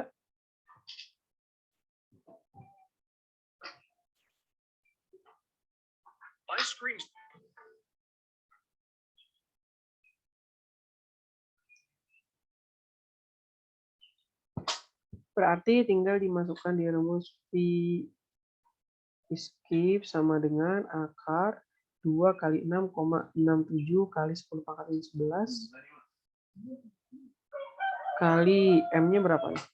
Bintangnya ya, masa bintang induknya 1,989 kali 10 pangkat 30. Udah dalam kilogram per radiusnya. Nah, ini sebenarnya harusnya masuknya dalam satuan meter. Tapi di sini kilometer ya, nggak apa-apa. Kenapa? Kenapa nggak apa-apa? Karena nanti di sini jawabannya langsung kilometer per second. Kalau di sininya satuan SI meter per second, maka di sini harus masuk dalam satuan meter per second juga. Nah, karena di sini udah kilometer per second, ya udah di sini masukin dalam satuan kilometer nggak apa-apa. Oke, nanti ini dihitung. Kayaknya betul sih jawabannya sekitar B ya. Yang lain gimana? Oh, setuju B. 4.200 km per second. Ya, sekitar sekian. Coba. Oke, ada yang mau ditanyakan? Oh ya, by the way, untuk materi hari ini udah habis ya. Jadi kita hanya bahas sampai ke Kepler 3 aja. Untuk materinya udah habis. Nah, mungkin boleh kalau kalian punya soal atau ada soal yang mau ditanyakan, silakan. Atau yang masih belum paham, minta dijelasin ulang, silakan.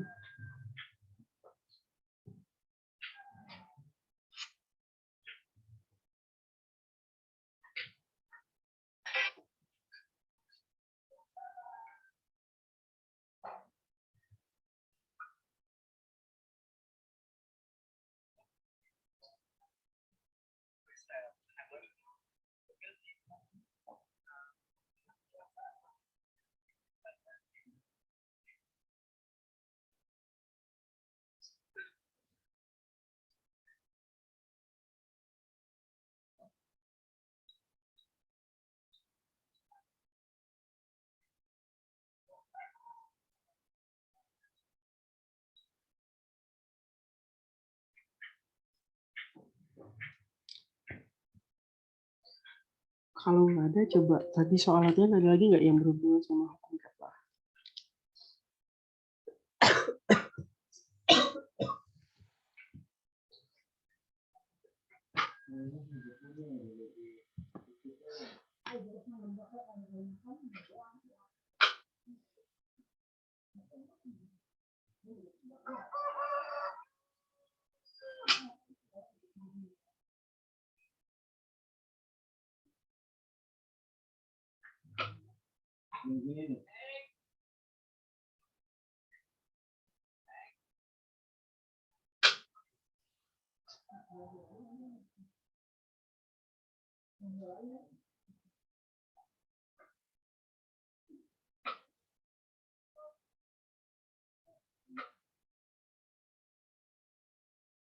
Nggak ada ya, nggak ada lagi. Nomor 9. Ini produk reaksi fusi dalam inti matahari yang ditanyain. Siapa tadi yang ditanya? Sasa. Betul, Sasa?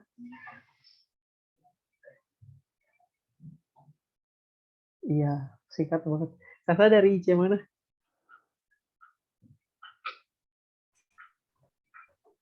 Palu. Oke deh, nggak apa. Jangan cepet ya. Oke, ini tanya produk akhir reaksi fusi dalam inti matahari. Oke, jadi matahari itu, sebentar ya, kita bahas. Ini karena pembahasan udah habis juga. Kita balik tadi nggak sempat bahas matahari sih.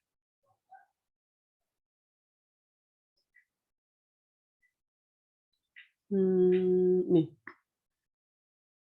ini ya. Jadi matahari itu kan bintang yang bisa menghasilkan energi sendiri. Dari mana sebenarnya energinya gitu kan? Nah, energi itu diperoleh dari reaksi nuklir, yaitu reaksi fusi. Di mana reaksi fusi ini adalah reaksi penggabungan inti atom. Kalian belajar reaksi fusi itu nanti kelas 12 di materi fisika sih, reaksi nuklir. Baru ngertinya gitu. Tapi ini intro dulu ya, reaksi penggabungan inti. Jadi inti atom ketika dia bersatu, nah itu akan menghasilkan energi. Energi yang dilepas itu adalah energi fusi yang dihasilkan dari inti matahari. Nanti energinya dari inti itu disalurkan melalui zona radiatif, kemudian zona konveksi, baru sampai ke permukaan matahari, baru keluar angkasa. Sampai yang keterima di bumi. Jadi asalnya dari sana. Nah, kemudian energi yang dihasilkan dari reaksi ini sesuai dengan hukum kesetaraan massa energi Einstein atau E sama dengan mc kuadrat. Jadi di sini adalah energi yang dihasilkan, m ini adalah massa yang diubah ya. Jadi misal bahan bakunya apa sih matahari itu intinya? Helium dan hidrogen. Ya. Jadi kalau dikasih pertanyaan kayaknya di soal ada di beberapa soal. Kalau Pak. Jadi kalau misal massa matahari yang diubah menjadi energi sekian kilogram, itu tinggal dikalikan dengan kecepatan cahaya. C itu kecepatan cahaya. Jadi massa bahan bakarnya, bahan baku ya, bahan baku yang diubah jadi energi dikalikan dengan kecepatan cahaya kuadrat, nanti kita bisa dapat energi yang diproduksi dari reaksi tersebut. Nah, untuk matahari ini, dia apa sih yang dihasilkan gitu? Produk akhir reaksi fusinya selain energi itu apa sih gitu? Sebenarnya kalian juga nggak hafal. Kalau kalian cari di Google nanti ketemu. Coba bisa kalian. Sebentar nggak cari jawaban dulu.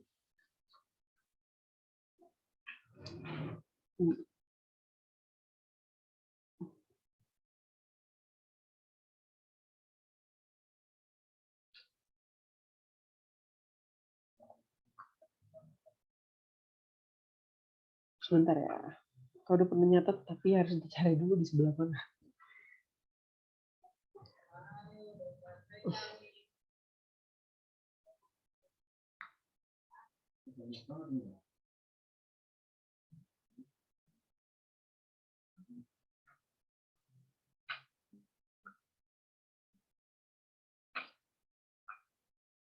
Nah, ini dia. Bentar, share screen lagi.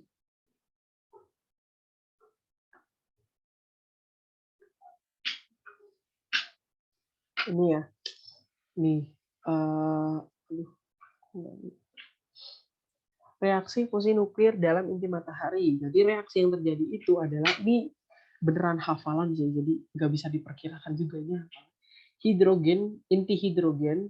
Jadi hidrogen itu bahan bakarnya. Inti hidrogen ketemu dengan inti hidrogen menghasilkan deuterium. Deuterium itu isotop hidrogen. Yang nomor atomnya itu 2. Jadi penggabungan inti atom hidrogen. Jadi deuterium ditambah proton gitu. Nah, nanti si deuteriumnya itu dipakai lagi buat reaksi lanjutan. Nah, deuteriumnya dipakai lagi nih. Deuteriumnya dipakai bereaksi lagi sama hidrogen menghasilkan helium dan sinar gamma. Nah, nanti si heliumnya itu dipakai lagi bereaksi sama helium yang lain menghasilkan isotop helium.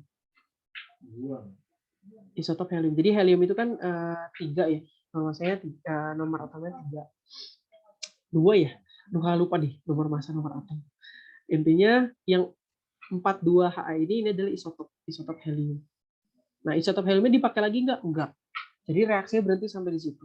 Reaksi fusi dalam inti matahari 3 ini terjadi secara berurutan. Tapi enggak kalau yang ditanya produk akhir. Kalau produk akhir itu kan berarti yang nyisa ya. Yang nyisa. Nah, maka yang sisa di sini itu adalah apa namanya nih? Proton. Ve ini kalau nggak salah tuh energi deh, energi apa gitu. Kemudian berkas gamma dan isotop helium. Gitu. Loh, deuterium, helium, isotop helium ya. Terus deuterium, helium sama hidrogen yang di sini kok bukan produk akhir? Ya enggak, kenapa? Karena dia kan dipakai lagi. Ya. Dia kan dipakai lagi untuk reaksi selanjutnya. Jadi ini bukan produk akhir. Gitu. Jadi yang dihasilkan tuh ini. Nah, ini adalah produk akhir dari reaksi fusi dalam matahari. Sehingga kalau kita lihat balik ke soal, jawabannya itu adalah yang isotop helium ya, bukan isotop hidrogen. Ini yang A. Isotop helium, proton, sama bekas gamma. Bukan infrared, bukan isotop hidrogen, nggak ada ya. Isotop hidrogen dipakai lagi, si deuterium. Itu dipakai lagi. Jadi bukan produk akhir. Ini juga yang E ada deuterium, itu bukan. Ion hidrogen, bukan hidrogen. Ini yang A. Ya, jadi kira-kira kamu mungkin bisa jelasinnya cuma kayak gitu aja. Tadi siapa Sasa ya?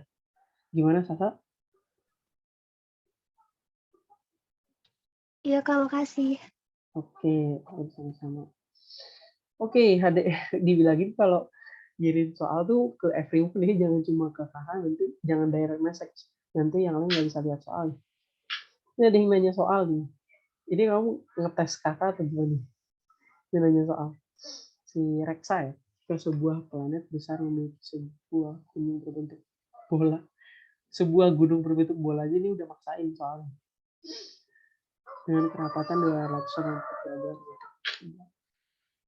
Planet tersebut memiliki garis tengah sekitar 35 km mengelilingi matahari.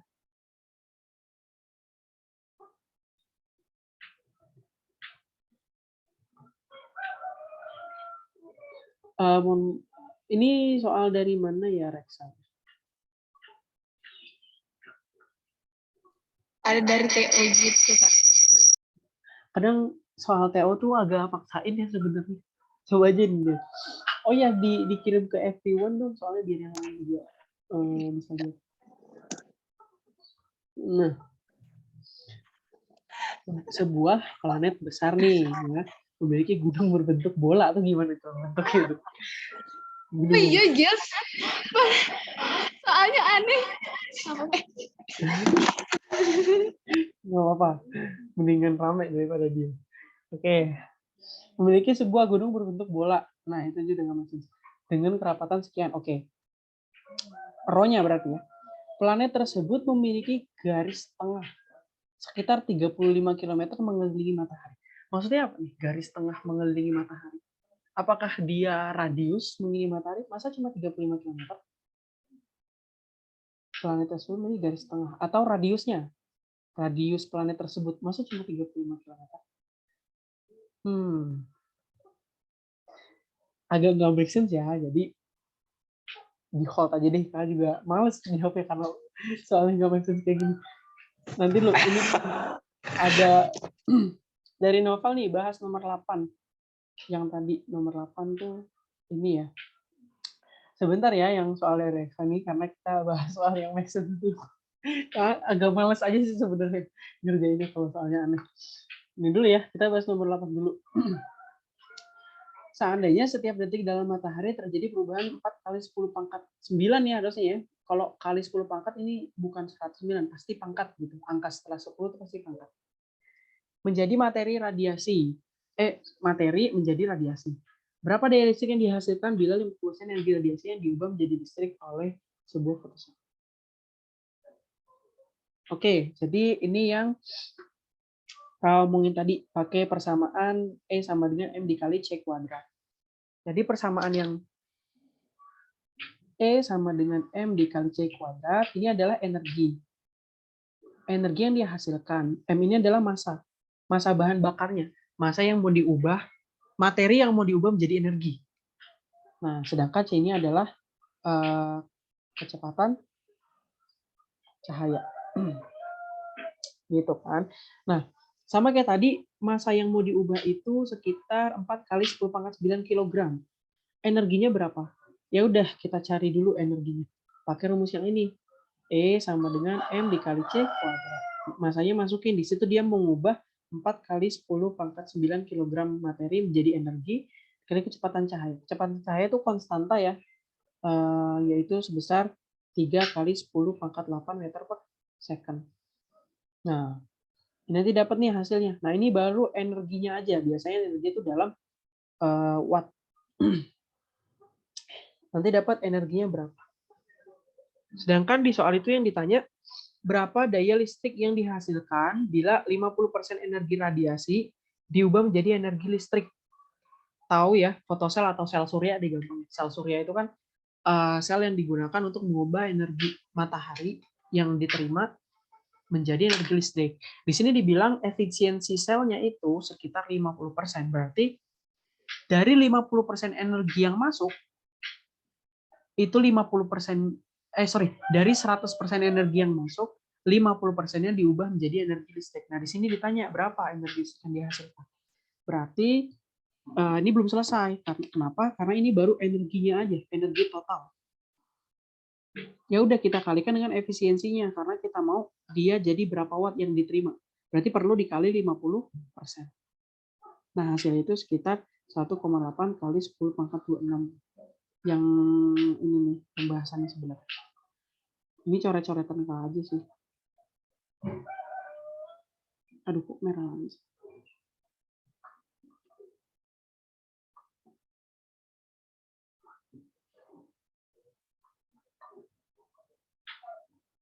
Ya, jawabannya kayak gini ya. Siapa tadi tanya? Novel ya. Oke, itu udah paham ya. Nah, mari kita mencoba soal yang diberikan oleh Reksa. Reksa dari IC mana?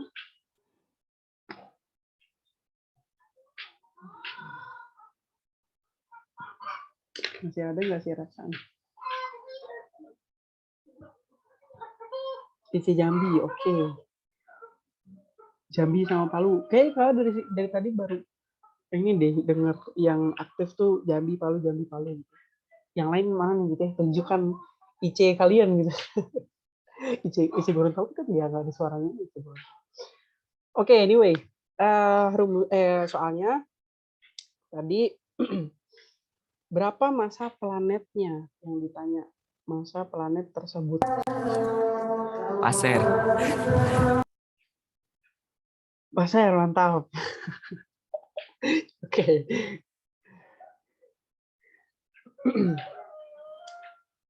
Bentar ya, kamu masih mencerna soalnya sebenarnya. Sebuah planet besar.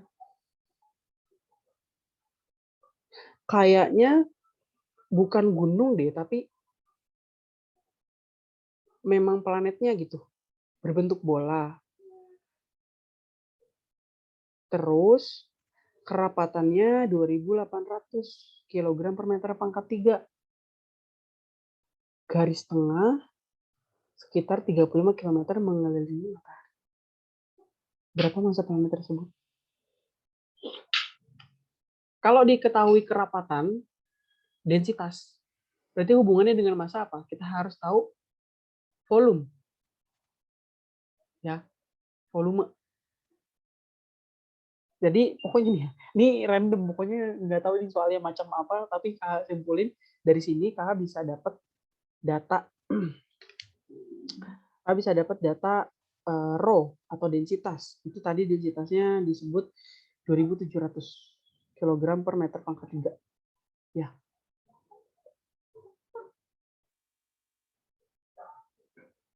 Terus diketahui lagi garis tengah. Nah, nggak tahu lagi nih sebenarnya garis tengah 35 km mengelilingi matahari. Apakah itu radius sebesar 35 km?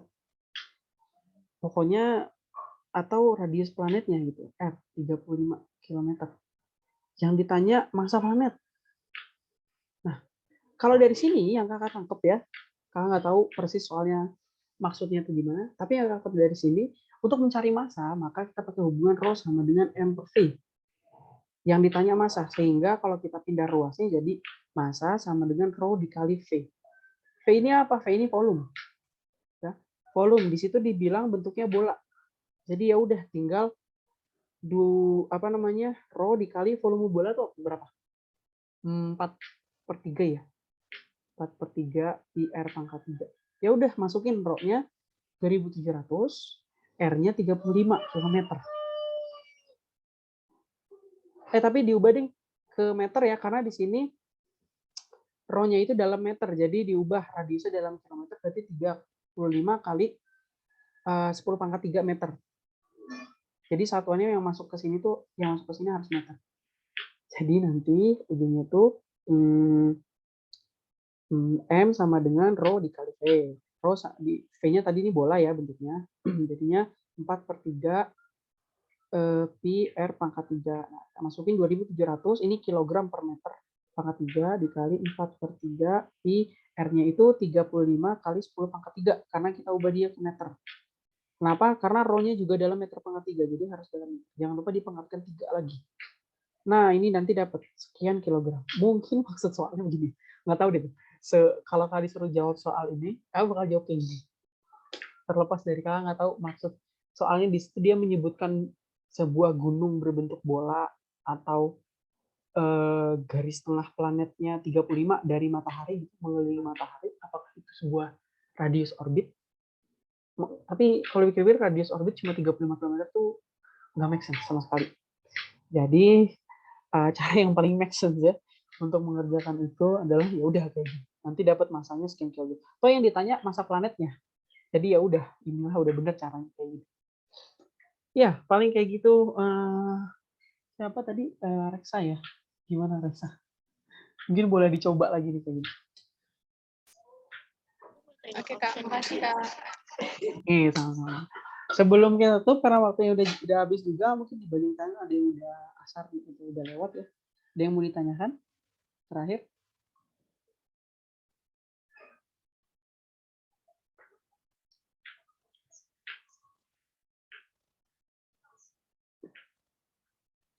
Nggak ada, kalau nggak ada ya udah kita tutup aja. Nanti kita lanjut besok. Besok juga kayak biasa jam 8 nanti ada latihan, terus lanjut lagi jam 1. Materinya masih astronomi, jadi lebih baik kita banyak discuss astro aja karena meteo dan oseo kalian bisa baca sendiri sebenarnya. Oke, itu aja dari kakak buat hari ini. Sebelum kita tutup, kita berdoa dulu masing-masing. Ini di stop recording.